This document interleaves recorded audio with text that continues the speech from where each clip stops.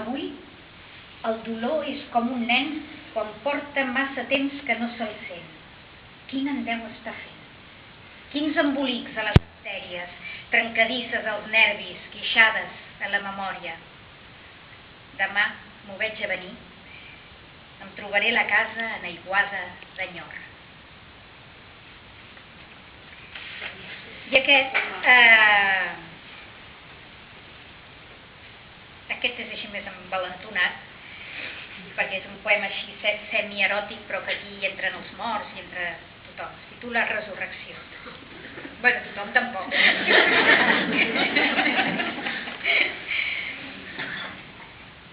Soc a prop del xicot que tenia una nòvia enderiada a fer l'amor al cementiri.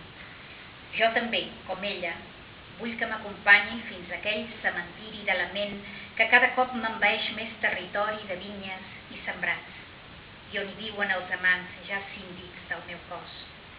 Allà assajaríem udols, exhumaríem carícies, i no hi hauria més creus que les que jo em faria d'haver escalat el mur sota estrelles que miren amb ulls aclocats de guaier.